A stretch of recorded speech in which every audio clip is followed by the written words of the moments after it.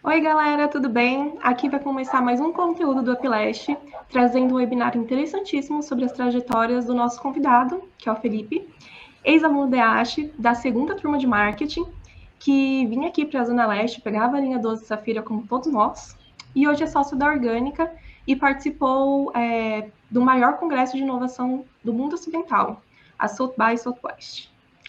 E aí, Felipe, fala um pouco de como era seu tempo de Ash. Você vinha da onde para Ash? Boa tarde, quer dizer, bom dia, boa tarde, boa noite, né? A gente nunca sabe que horas que os conteúdos vão ganhando vida aí, qualquer momento, pode ser o momento de ver um conteúdo hoje. Em primeiro lugar, queria agradecer pelo convite da Pamela, do Josmar, de estar aqui hoje. Muito bacana poder falar de novo para a faculdade. E começando por essa parte, assim, a minha trajetória começava bem antes da linha Safira. Eu morava ali mais bem na Zona Sul, assim, mais próximo do Grajaú, ali, para quem vai sentido Parelheiros. Então, de fato, o meu trajeto para a Hospilete começava bem cedo. Quando o Emicida lançou aquela música dele, a ordem, né, das coisas, que ele começa dizendo, né, o sol só vem depois, eu lembro Uhum. da hora da IASH, porque todo dia de manhã, eu era da turma da manhã, eu descia para pegar o primeiro ônibus que eu tinha que pegar. 4h30 eu tinha que estar no ponto de ônibus, que a fila ficava enorme. Se não chegasse lá 4h30, ou eu ia em pé, ou eu não chegava no horário. Então, o sol só vinha depois, assim, quando eu já tinha passado do centro. Então era isso, eu saía do Grajaú, eu tinha que pegar um ônibus até o centro da cidade, da Sé eu ia de metrô até o Brás, e daí eu pegava o Calmon Viana, sendo que nos primeiros anos ainda não tinha estação, né? Então ainda Nossa, a gente descia e pegava uma van no Engenheiro Goulart, na estação de Engenheiro Goulart tinha uma van que levava ainda a gente. Daí depois, acho que quando foi no terceiro ano, saiu a estação Splash, facilitou já um pouco. nossa. O que passou, né? A Ash, ela se considera uma escola transformadora, né? Você acha que a Ash foi importante nessa nossa trajetória? Ela cumpriu esse papel transformador? Foi assim, a acho que foi acho que o meu primeiro divisor de águas, assim, hoje eu começo a olhar para trás, acho que eu tenho alguns pontos de inflexão na minha vida, não só profissional, mas pessoal também, mas eu acho que foi, sem dúvida, pensando no ponto de vista até mais profissional do que pessoal, ela foi um ponto de inflexão importante. Acho que nem tudo que eu vivi na EASH eu me dei conta da importância enquanto estava na EASH. Algumas coisas sim, mas acho que muito eu vim ver o valor depois. E para dar um dos exemplos, acho que o ciclo básico foi algo que eu fui dando muito valor depois. Acho que ele traz um aspecto de dar repertório para a gente, né? E a gente fala hoje num mundo de diversidade, né? Já fazendo um primeiro gancho aqui com a South by Southwest, né? Mas falando sobre diversidade, falando sobre conseguir promover conversas com grupos diferentes, consumir conteúdos que não foram originalmente pensados para você. Eu acho que quem viveu e quem vive, né, no caso de vocês estão vivendo aí, o ciclo básico, Da faculdade, em algum momento você se interessou pela área de inovação, de empreender? Em algum momento assim você teve esse contato? não. Eu acho que o contexto também de quando eu fiz a faculdade era muito diferente, né? Ah, num aspecto mundo e num aspecto pessoal. Acho que tinha alguns contextos bem específicos, né? Mesmo essa discussão mais que hoje é muito quente sobre inovação, sobre digital. Isso não foi algo que marcou a minha graduação, né? Por exemplo, os temas digitais não foi algo que marcou a minha graduação. O mundo estava um passo atrás, né? Então a gente, naquela época, o celular era só SMS, né? Coisas parece que estou falando de 100 anos, no século passado, né? Mas é só alguns anos atrás. Mas era assim, é só SMS, a gente não tinha todo esse conteúdo de vídeo que hoje você compartilha, de áudio e tal. Então não era um tema tão, o tema não estava tão forte. Eu acho que eu também tinha um recorte mais pessoal, que era, eu sempre precisei trabalhar, eu trabalho desde que eu tinha 14 anos de idade. Então durante a faculdade também eu sempre trabalhei. Então eu também estava no momento em que o meu momento de vida exigia um foco muito maior em sobrevivência do que em às vezes divergir tanto. eu não tinha um repertório, por isso que eu falo que a faculdade foi um divisor de águas, eu não tinha um repertório para entender o que era uma empresa, o que aconteceu numa empresa. Para mim, o início da faculdade foi muito duro nesse sentido, né? Porque eu tinha colegas que o pai era diretor em algum lugar, né? Os parentes, de alguma forma, tinham contatos ali que davam para eles algum repertório do que era uma empresa. Eu venho de uma família em que não tinha esses contatos, né? Minha avó sempre foi cozinheira, né?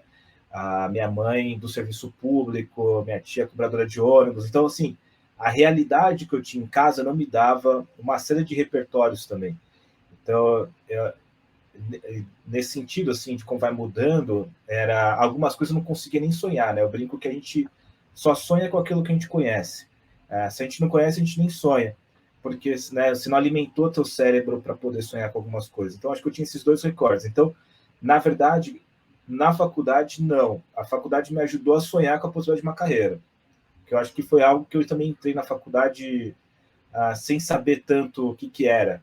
Acho que o grande motivador assim era, cara, eu preciso estar na USP porque eu não vou ter dinheiro para pagar a faculdade. E aí, na faculdade, as coisas foram ganhando forma, foram se construindo, eu fui ganhando repertório para pensar outras coisas. Mas acabava que eu me ancorava muito nessa ideia de procurar, né, de olhar para grandes empresas, então a minha mentalidade era muito diferente. E aí, ao longo daí depois, ao longo da minha carreira, eu fui também desconstruindo isso. E a curiosidade, que foi algo que a faculdade despertou muito em mim, a curiosidade e o interesse por aprofundar nas coisas, foi o que foi me levando para a inovação depois. Eu acho que a maneira como a gente é jogado, né? Que primeiro estuda e depois faz o quiz, né? Se vira que vai ter quiz. Uma dinâmica muito de colocar a gente para ir atrás e buscar, que marcou muito e virou uma grande essência minha também. E aí foi esse instinto de eu não espero as pessoas me trazerem as coisas. Eu estou sempre querendo procurar e saber qual que é o próximo passo, qual que é a próxima onda. Isso naturalmente foi me conduzindo para olhar cada vez mais para um ambiente mais digital, mais de inovação, de transformação. E aí, falando um pouco da sua carreira, né? Da sua carreira profissional. Como se deu, assim? Minha carreira profissional, ela vou começar da parte que ela mais interessa. Eu comecei a trabalhar cedo, mas fiz um monte de coisa que não importa muito aqui. Mas quando eu estava ali no terceiro ano, eu decidi então que todos esses outros trabalhos que eu fazia, que obviamente não ia construir uma carreira em cima deles, eu ia parar. E eu comecei a procurar estágio. Eu comecei fazendo um primeiro estágio numa empresa bem pequena, e daí era eu e mais umas duas pessoas na minha sala de estagiário, e não tinha muita gente na empresa, então era quase que uma extensão da faculdade, assim.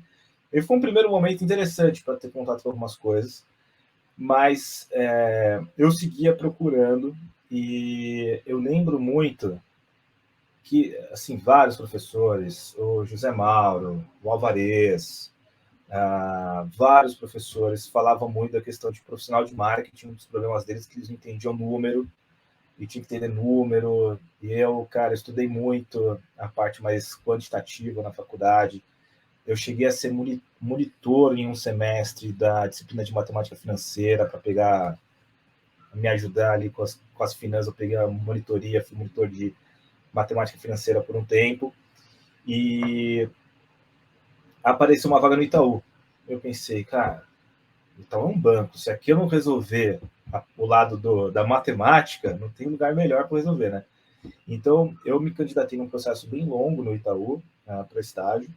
A vaga chamava Marketing Quantitativo. Então, atenção, vocês estão na faculdade. Vocês nunca sabem muito bem onde vocês vão cair, cara. A gente, como estagiário, é uma desgraça. Eu vi marketing quantitativo, eu pensei, pô, eu faço marketing, eu quero ficar bom no quantitativo. Era a vaga perfeita. Então, cara, entrei de cabeça para esse processo seletivo e entrei. Quando eu entrei no Itaú, isso daí foi no segundo semestre ali de 2018, eu me deparei com o seguinte cenário. Eu tinha tudo de quantitativo e tinha zero de marketing. Eu fui entender, depois que eu entrei, que eu estava numa área de risco de crédito. Basicamente, eu convivi ali por muito tempo com pessoas que tinham feito economia, estatística, engenharia de produção já era o cara mais diferente. Então, era uma área muito técnica. muito analítica. Então, eu brinco assim, eu consegui tudo do quantitativo e eu consegui zero do marketing.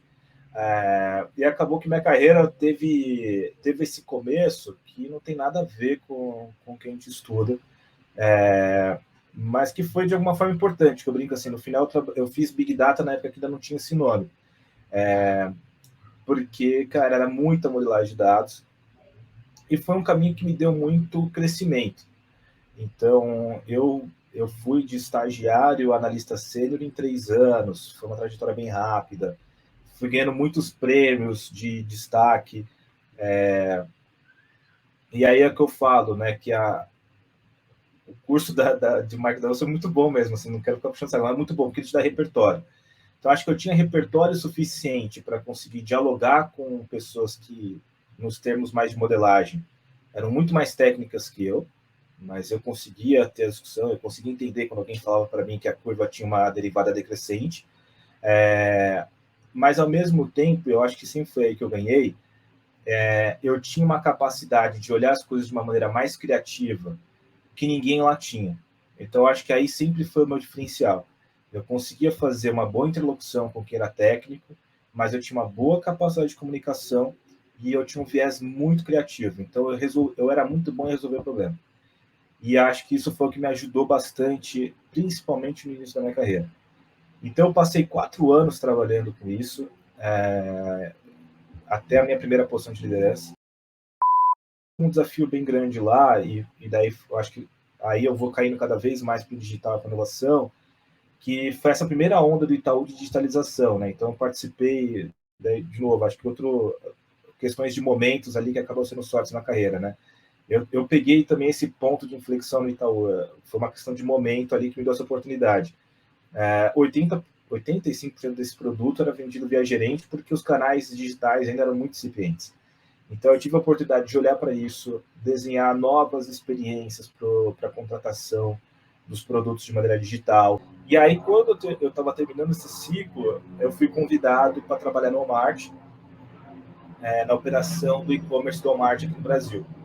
E aí é quando eu me jogo de vez. Daí lá eu fui tocar uma gerência de Consumer Insights, que era bem interessante. E era dentro da diretoria de marketing, então eu digo assim, eu me desconectei do marketing lá atrás, eu fui cada vez mais afunilando, e aí eu passei mais 3 anos no Walmart. Daí no Walmart eu brincava que lá tudo que tinha número eles jogavam para minha área, muito amadurecedor para mim. E quando eu saio de lá, eu conheço o pessoal da Orgânica, basicamente eu saí porque o Walmart foi vendido, então esse foi o grande motivo ali. Quando encerra a venda do Walmart, eu ia, a princípio, tirar um tempo para pensar, eu queria tirar um sabático, mas daí veio essa oportunidade de trabalhar com as pessoas que hoje são meus atuais sócios, com consultoria. Então, basicamente, comecei para ajudar, por exemplo, o pessoal da Enjoei, isso ali em 2018, a rever toda a estrutura de marketing, de inteligência de clientes, personalização, que era basicamente o que eu tinha montado para o Walmart. E daí começaram a vir muitos projetos. E a relação foi dando muito boa. Aí, quando foi em 2020, com a pandemia, eu tomei a decisão de comprar um percentual do equity ali, formalizar minha participação com eles como sócio. E daí, desde 2020, então, estou como sócio lá e vim mudando muito a minha atuação, né? Então, hoje, eu faço menos esse papel mais técnico nas consultorias, né? Hoje, o meu papel é muito mais de quem dá uma visão de negócio, uma visão de estratégia, e eu estou fazendo hoje também muita mentoria. Então, hoje estou mentorando executivos, né? Então, por exemplo, faço mentoria com alguns diretores da Hering, faço mentoria com diretores, por exemplo, do Sebrae, faço muita mentoria para empreendedores, fundadores de startup. Basicamente, hoje mentoria, se eu puder falar assim, hoje mentoria é o que mais me alimenta. E eu conduzo também treinamentos daí com nas empresas aqui, com diversos grupos, né? Às vezes são áreas inteiras, às vezes são grupos mais de líderes, onde eu falo sobre a liderança orquestradora do caos. Então, essa é um pouco minha trajetória. Eu gosto muito de aprender coisa nova, e é isso que eu sigo fazendo. E foi essa motivação que foi te levando passo a passo até onde está hoje. Nossa, foi tudo muito encaixadinho, assim. E só para nível de curiosidade, a Orgânica, então, ela se considera, né, uma aceleradora? A Orgânica, a gente se coloca como uma aceleradora de pessoas e negócios. E a gente sempre fala pessoas primeiro, porque a nossa abordagem é muito humana. A gente acredita que quem faz as transformações são as pessoas. Então, as transformações só acontecem através das pessoas. A gente faz isso de diversas formas, né? Como que a gente acelera pessoas e negócios, né? Então, é tudo muito colaborativo, né? Então, a gente não se compara, por exemplo, com consultorias tradicionais, como McKinsey, Accenture, Bain, porque a gente entende que essas têm abordagens mais técnicas e mais autocentradas. Então, normalmente, se você recebe o trabalho de uma McKinsey, você senta lá para ouvir o que a McKinsey tem que falar. O nosso processo, a gente trabalha como um companheiro de viagem. Então, a gente tem frames, a gente tem série de metodologias proprietárias que a gente vem desenvolvendo ao longo do tempo, mas isso serve como guias e a gente vai como companheiro de viagem ajudando a passar pela trilha. Então, o companheiro de viagem não carrega as pessoas nas costas, mas ele tem os mapas, ele tem os aparatos, ele tem as ferramentas para fazer a viagem ser a melhor possível, né? Você não se machucar no caminho, você não se perder na floresta. O nosso papel é ajudar para que as pessoas não se percam na trilha, e a trilha ela é difícil, ela é tortuosa, né? A gente ajuda tanto startups em processos de crescimento e de escala, como a gente também ajuda muito empresa tradicional em processo de transformação, seja uma transformação mais digital, uma transformação mais cultural. Então, ambos os dois têm muitos desafios, porque se você é uma startup e você está desafiando o status quo, você tem que ser rápido, né? Você não pode ser devagar. Na hora que você se propõe a brigar com o Itaú, o Nubank não pode se dar o luxo de ser devagar, porque o Itaú tem recursos e tem escala, tem abrangência, para se ele pegar o gancho, entender aonde aí beleza, ele bota isso para morrer naquela máquina gigante que ele tem, o Nubank não tinha conseguido. Então, quando você se propõe, né, você é uma startup, você se propõe a desafiar um status quo, você se propõe a ir contra um gigante, você tem que ser rápido. E daí você não pode ficar errando tanto. Então, a ideia é que a gente ajuda esse caminho a ser mais efetivo. E se você é uma grande empresa, você precisa, e agora, né, tem startup para tudo que é lado, e a galera já entendeu que as startups derrubam, né, até lá atrás, quando Itaú, ninguém acreditava no Nubank, né? A gente olhava para o Nubank e falava assim, os meninos são loucos, não dá, Itaú o Brasil é um lugar de banco grande, cara, não dá. O Nubank fez o que fez. Então, hoje também, eu acho que também teve uma questão, né, quando você olhar para trás, você fala, pô, o que a Netshoes fez, o que o Nubank fez, eles pegaram também uma janela de oportunidade no mundo que era o pessoal estava... a Centauro não viu de onde veio o tiro da Netshoes, né? A Centauro não viu. Ela estava olhando outra coisa. Hoje todo mundo já sabe. Então não tem mais ninguém bobo no mercado hoje. Então as dinâmicas hoje são todas muito mais complexas. E aí o que a gente se propõe é dar apoio para as pessoas que no final do dia estão lá recebendo toda a pressão para lidar com essa complexidade. E a gente faz isso através de aceleração, a gente faz isso através de mentoria, e a gente faz isso através de treinamentos. E daí cada cliente é um caso, né? Então o nome orgânico não é à toa. A gente acredita muito num processo orgânico, a gente entende que o cliente é um organismo vivo, complexo e único, e cada cliente a gente trabalha de uma forma. Nossa, muito legal. Gente, o nosso convidado, com toda essa trajetória, né, que chegou até aí, ele teve a oportunidade de participar da edição do South by Southwest, que é o maior evento de inovação do mundo ocidental, e ele fala sobre várias tracks, várias classificações, categorias, e a gente queria saber um pouco como foi esse evento para você. Primeiro, era um sonho ir para esse evento? Era a meta? Eu não sei se era uma meta, tá?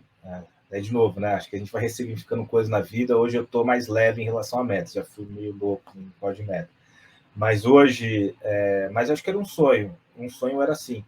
É um baita evento, então, para quem é curioso, né, eu acho que eu contando já um pouco da minha trajetória, quanto que eu vim abraçando coisas diferentes ao longo do tempo, acho que isso já fica meio claro, eu gosto de ver coisa nova.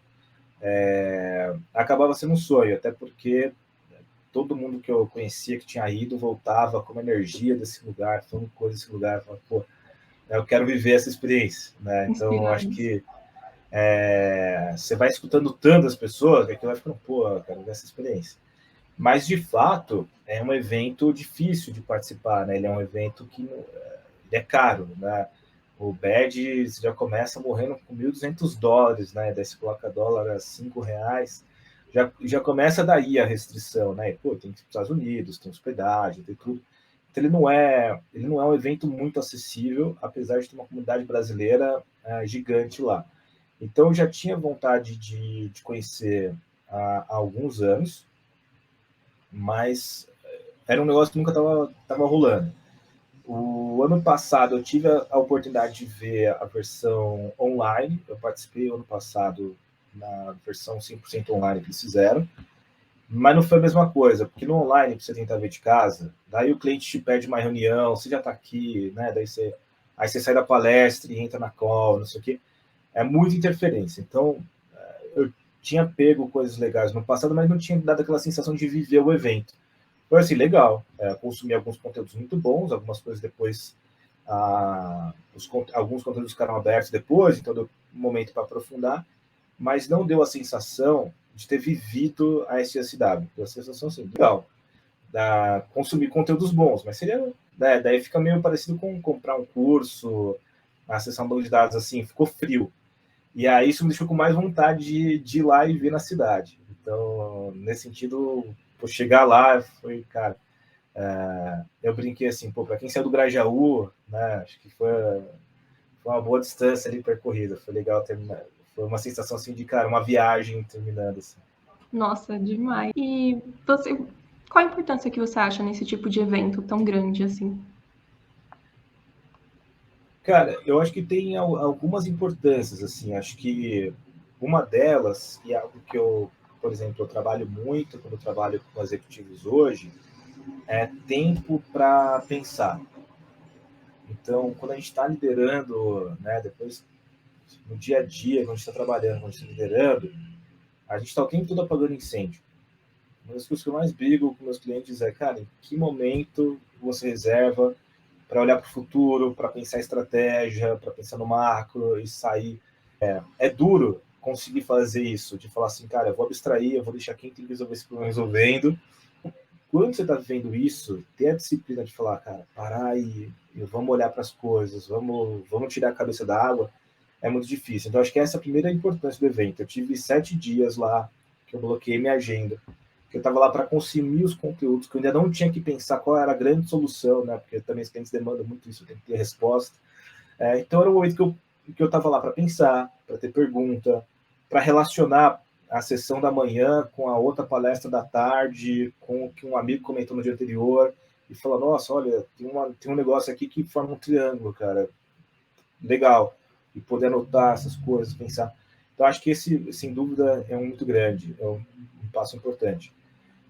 O outro é porque eu acho que esse evento ele traz recados para um grupo muito abrangente. Então, acho que daí é menos pessoal, mas acho que ele tem um papel importante de ajudar a mudar a mentalidade de pessoas que geram impactos para muita gente. Né? Então, quando você vai lá no evento, até pela falta de acessibilidade dele, você tem um público ali, mais, vamos falar, é um evento mais Faria Limer, na prática, né? Porque é um pessoal mais velho, é um grupo de executivos e tudo mais. Essas pessoas, elas têm a capacidade de influenciar a vida de muitas outras. E eu acho que o evento, ele tem esse, em particular, esse CSW, ele cumpre muito esse papel, né? Ele tem um lado que ele tem um tom muito político também, ele é muito politizado.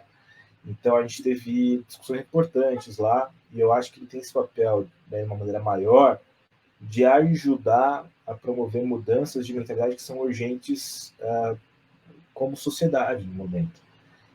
E aí eu acho que influenciando pessoas que depois, quando voltam, né, cada uma para os seus locais, para o seu trabalho, estão mais abertas, né? Não vou dizer que todo mundo sai de lá super sensibilizado,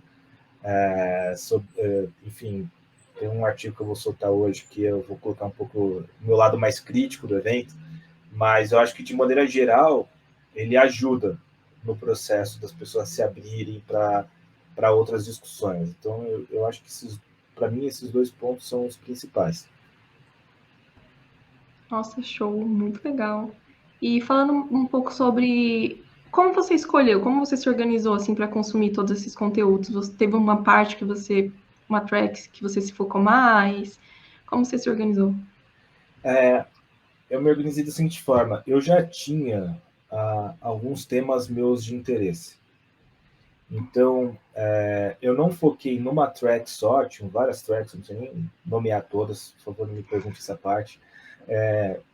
Mas eu já tenho temas que eu, de alguma forma, eu já tenho acompanhado mais.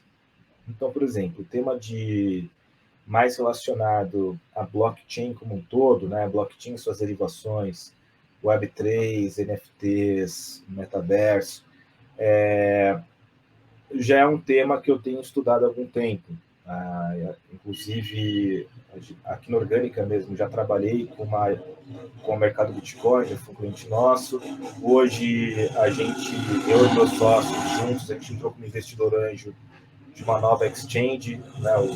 O ex-fundador do mercado Bitcoin está fundando uma nova exchange de cripto agora, e a gente é investidor anjo dele, então estou acompanhando muito a construção dessa cripto, então já era um tema que eu estava muito próximo, e era uma track importante, assim, tinha muita coisa, então foi uma primeira, vamos dizer assim, era uma primeira lente que eu queria ter do evento.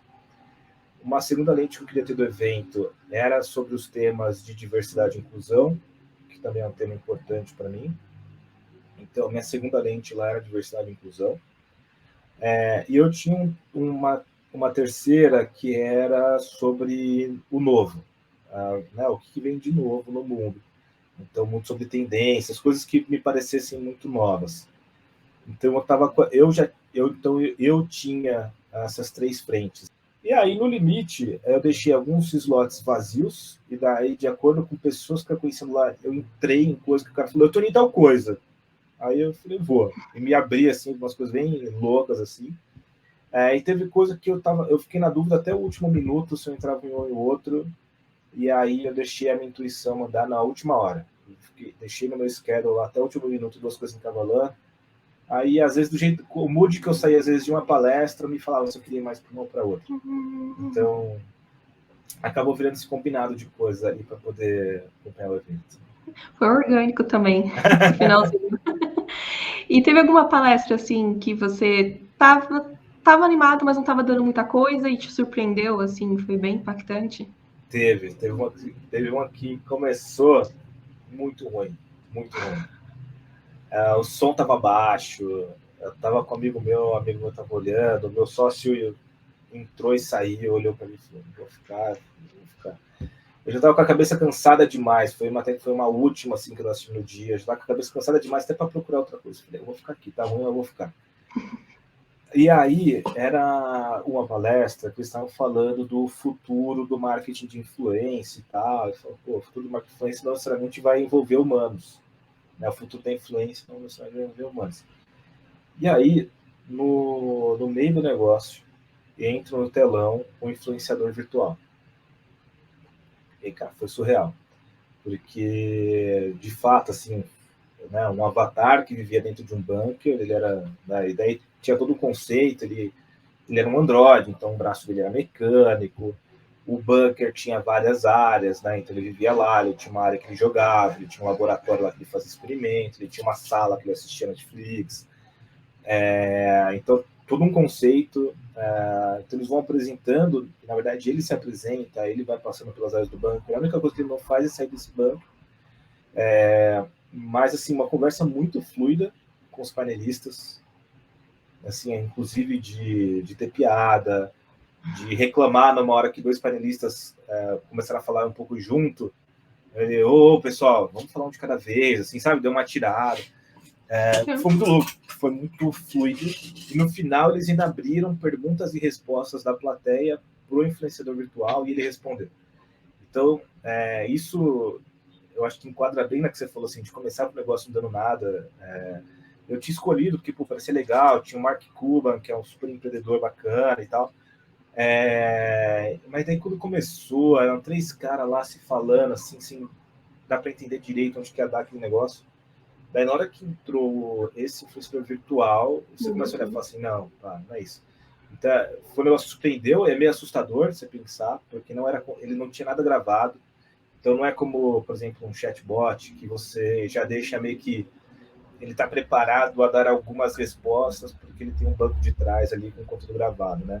Então, esse já é uma tecnologia desenvolvida com base num algoritmo chamado GPT-3, que permite um outro nível para o machine learning. Acho que vocês estão na faculdade, recomendo muito, estudem mídia sintética, procurem pelo termo em inglês, que tem muito mais conteúdo, né, synthetic media, e olhem sobre o GPT-3.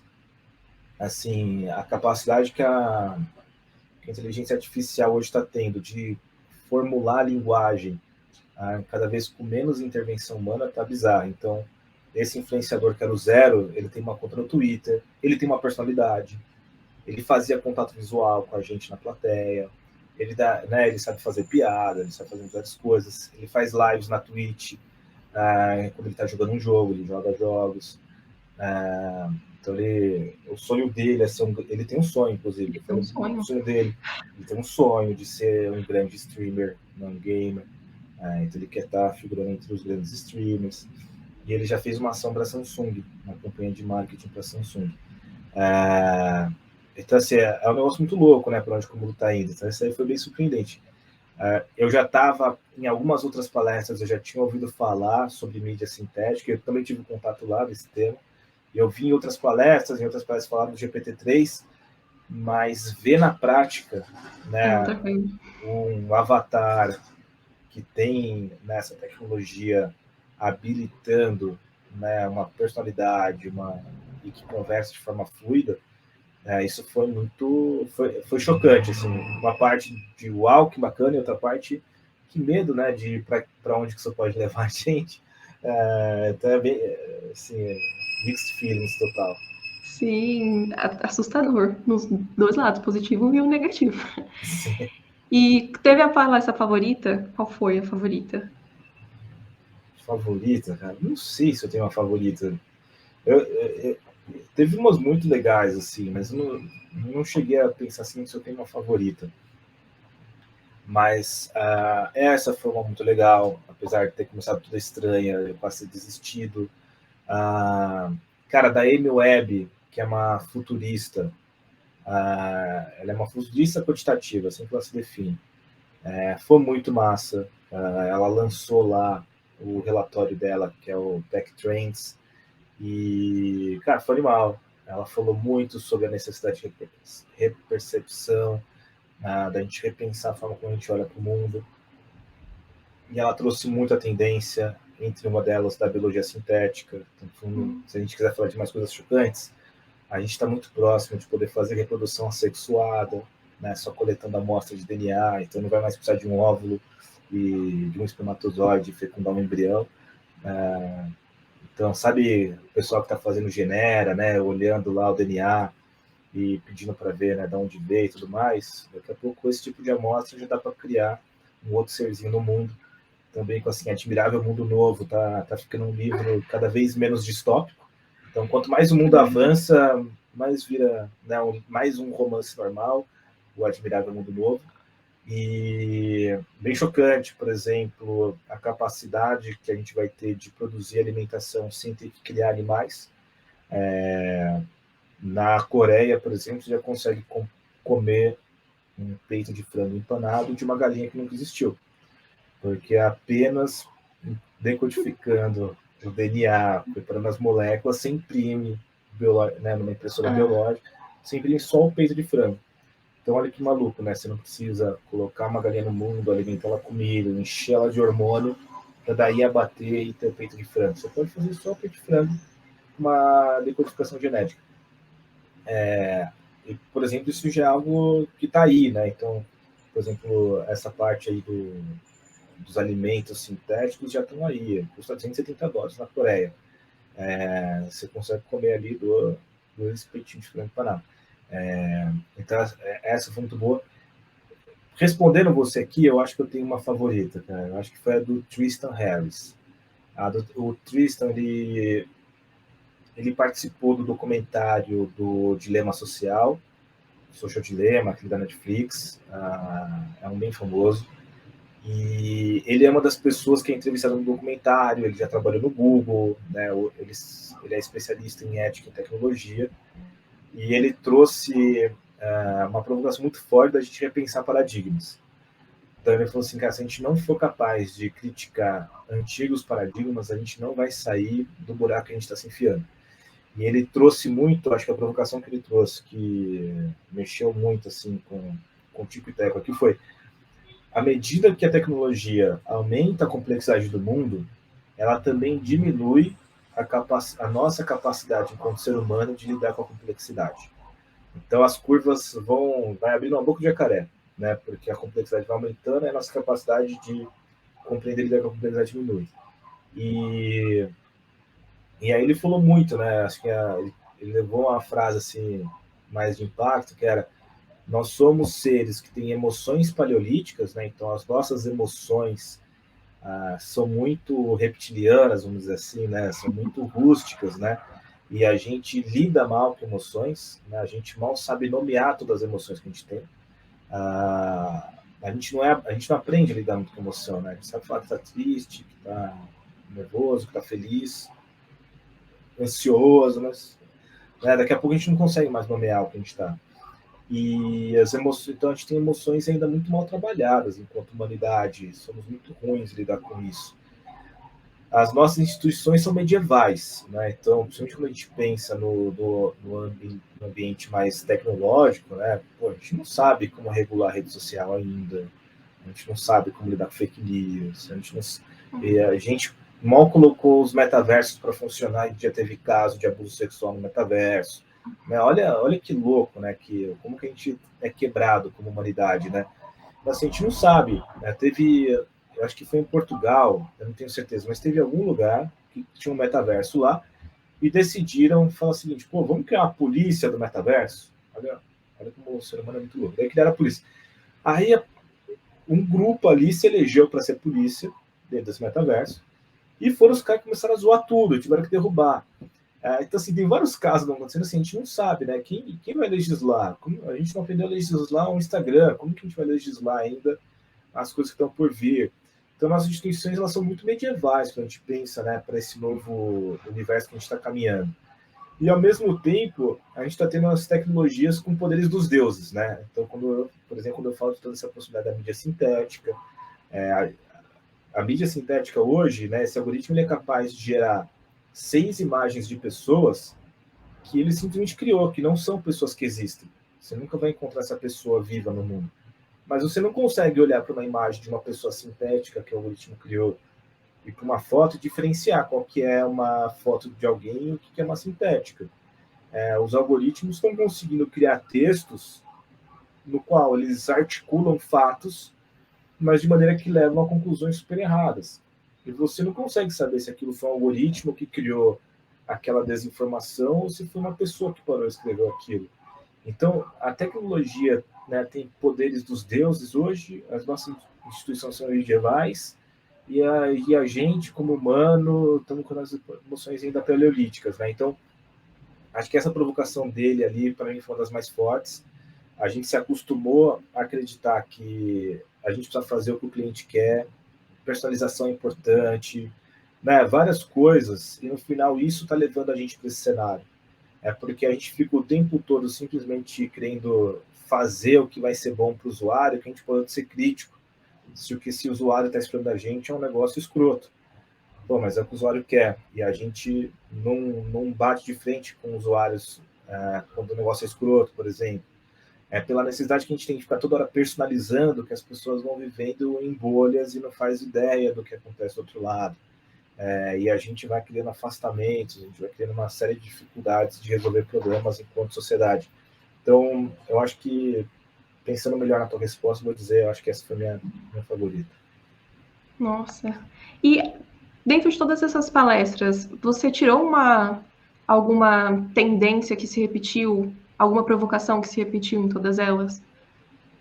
Eu acho que, de várias formas diferentes, essa sobre repensar paradigmas se repetiu muito.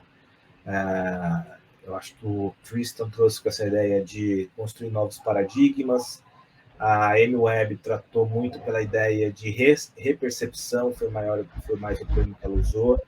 O Rohit Gabara, para dar outro exemplo, levou isso na ideia dele de mapear tendências não óbvias. Né? O Rohit falou muito disso, ele falou você tem que começar a ler coisas que não foram escritas para você, a conversar com pessoas que você normalmente não conversa, se você quiser entender onde estão as novas oportunidades. Né? Enquanto a gente fica sempre só no nosso ciclo, quando a gente não aprender a olhar coisas que, pô, parece tão distante, não está muito claro, e a gente não se esforçar a entender isso, vai ser difícil a gente sair dos ciclos. Então, acho que essa foi uma. A outra é a necessidade da gente trabalhar a empatia como uma estratégia. Então, por exemplo, o Regs, que é ex-CEO da Nintendo, ele trouxe muito isso no dele, né? E aqui a gente está falando sobre a importância de abraçar a diversidade e inclusão. Ele falou, cara, tem 3 bilhões de pessoas no mundo muito impactadas por tudo que a indústria de games produz. Então, a indústria de games é uma indústria que impacta 3 bilhões de pessoas no mundo. Ele falou, só que dentro das grandes produtoras de games, das grandes empresas, é um grupo de 50 pessoas que estão desenvolvendo os jogos, que vão impactar 3 bilhões depois. E quem são essas 50 pessoas? É um grupo de quase nada de diversidade. Homens das mesmas regiões geográficas, brancos, de classe média alta. Então ele falou assim, pô, olha como é louco, né, a maneira como a gente está fazendo o mundo. Então a gente vai criando um mundo assim, com um nível de empatia muito baixo, criando pouquíssima acessibilidade. Ele trouxe isso, o Rohit trouxe isso, ele trouxe muito que uma das tendências que a gente vai ter no futuro são produtos, né? Você pensar a trajetória do produto inteiro para ser mais empático. Então, ele dá um exemplo que deu lá foi de um mercado que criou, por exemplo, uma fila para quem quer fazer as coisas com calma. Todo mercado que a gente vai tem o caixa rápido. Pô, tem um mercado que criou o caixa lento. E as pessoas podem ir, as pessoas podem conversar com o caixa. Pô, que louco. Tem pessoas que, quando tá no mercado, que pode ter um momento para conversar com alguém, são pessoas mais sozinhas e tudo mais. Olha que empático, né? Para trazer um exemplo. O Starbucks está normalizando nos Estados Unidos, em todas as suas lojas, as pessoas falarem língua de sinais. Olha que empático. Embalagens de produtos com códigos em braille, para a pessoa poder diferenciar, por exemplo, se o leite é integral ou desnatado. Ele brincou assim, ele falou assim, olha que louco, se você não enxergar, você vai conseguir separar qual que é o leite. Mas se você enxergar, você também vai conseguir, né? Olha que maravilhoso a empatia, né? Você não está excluindo um grupo para ser mais inclusivo com o outro.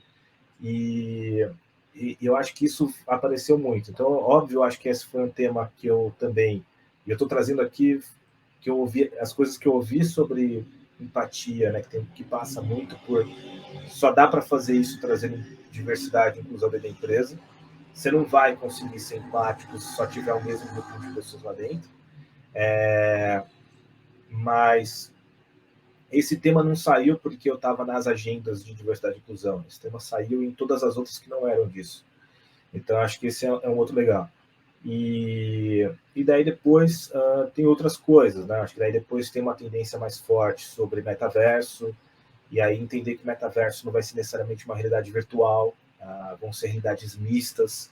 Acho que tem um espaço para a realidade virtual, vai acontecer, mas a grande aposta, né, o que vai ser, eu acho que o grande mainstream do metaverso são as realidades vistas, né?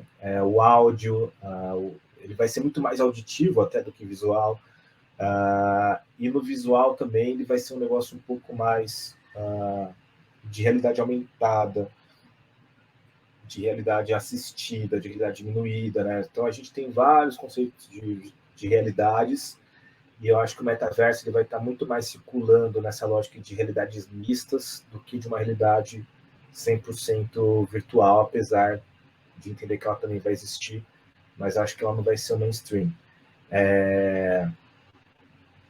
Sobre ideia de maneira mais técnica, acho que ainda mais aqui uma pessoal aqui do marketing e tal, o futuro do marketing vai estar muito atrelado ao futuro do conteúdo. Então, todos os movimentos que a gente vê é que, cara, o conteúdo ganhando força, então entender como lidar com creators, como lidar com produção de conteúdo, o marketing de performance, com funil de vendas, no qual a gente ficou proficiente nos últimos anos, né?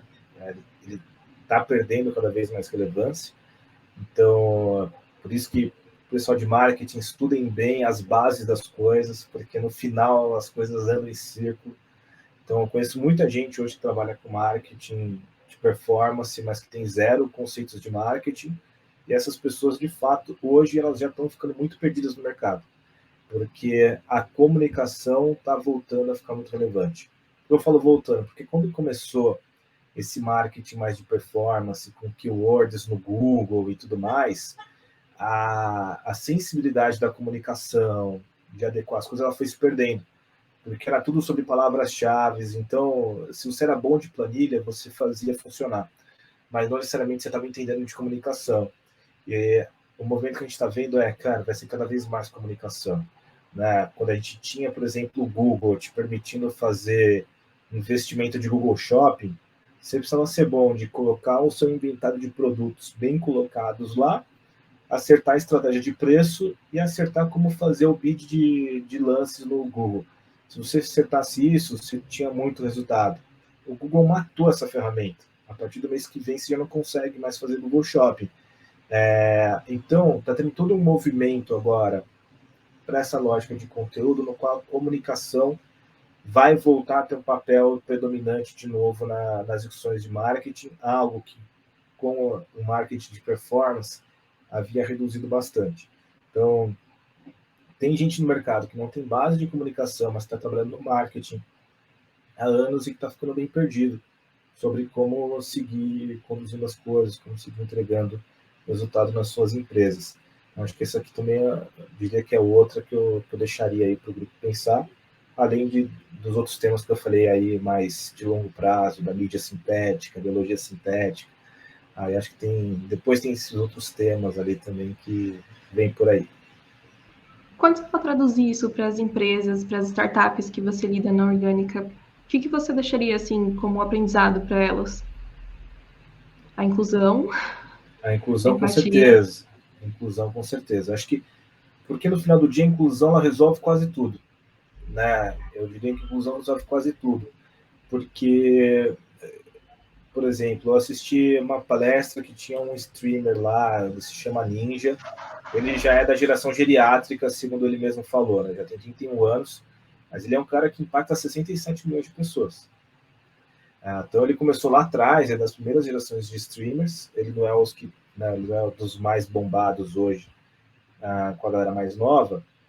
Mas uma das coisas que ele trouxe muito foi isso. Eu perguntava para ele, como que as empresas têm que lidar, né, com os creators? Você precisa ter gente na tua empresa que entende cultura pop. E aí você vê, por exemplo, né, daí, traduzindo isso para a realidade, né, por exemplo, um cliente que eu trabalho, sem entrar em nomes aqui, a gente está trabalhando muito com eles para trabalhar mais estratégia de conteúdo e tudo mais. E eles falam para um público predominantemente de classe C. E quando você entra na empresa, o time de marketing que está lá não faz ideia de como que é a vida das pessoas de classe C. Então, assim, cara, eles não sabem escolher. Daí, por exemplo, teve um ano, quando eu tinha acabado de entrar nesse projeto, eles tinham acabado também, foi bem juntos, eles assinaram o contrato comigo e assinaram o contrato no marketing com a Thais Araújo. Cara, a Thais Araújo foi legal, mas eles não faziam ideia de como usá-la, para quem que ela falava.